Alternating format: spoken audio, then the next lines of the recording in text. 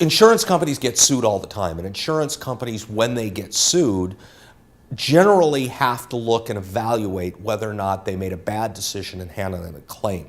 Now, there are three general types of damages in insurance cases. There's contract damages, there's bad faith damages, and there's punitive damages. Let's go through those one at a time. When someone sues an insurance company, their usual first claim is, you didn't pay all the benefits that I'm owed under the insurance policy, or put a different way, you didn't properly defend and indemnify me in a case where I got sued. You didn't protect my interests. So an insurance policy is a contract. There's absolutely no dispute about that, and that's what it is. It's a very special contract. It's a unique contract.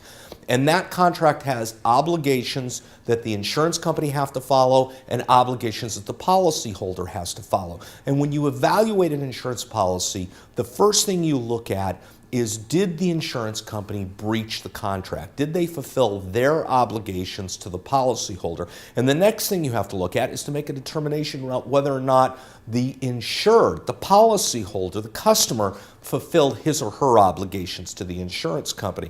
So if it's found that an insurance company breached the contract, the only damages that an insurance company owes are the unpaid contract benefits. In other words, that portion of the policy that the insurance company was supposed to cover. And if they didn't cover it, then they can be held liable for those damages.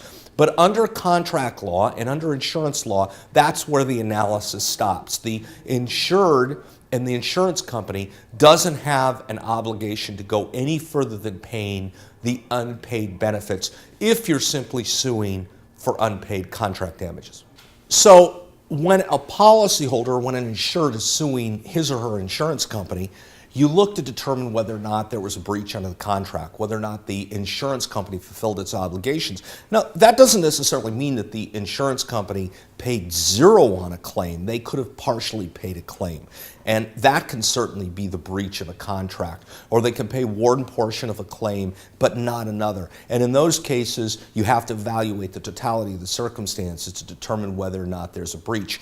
But what lawyers have to understand, and what policyholders also have to understand, is that because an insurance policy is a contract, the insurance company has obligations. And did they fulfill those obligations? And the answer is, they fulfilled all of their obligations, they paid all the money that was owed, that oftentimes that means there's no breach of the contract. And if there's no breach of a contract in any way, shape, or form, that usually ends the analysis. Now, you can also breach an insurance contract, if you're an insurance company, by delaying payment, because the law has evolved to the point where they say, hey, not promptly paying a claim is just as bad or almost as bad as not paying the claim itself. And that really leads us to the next area of contract and insurance damages under an insurance policy.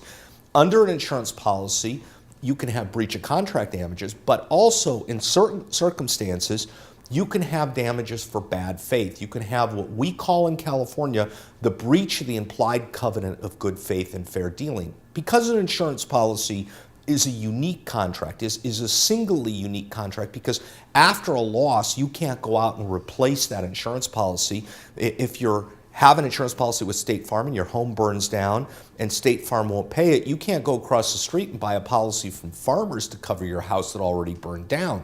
So because of that special nature relationship between an insurance company and its policyholders, the law says that there can be the breach of the implied covenant, or there can be insurance bad faith. And when there's insurance bad faith, there's other damages.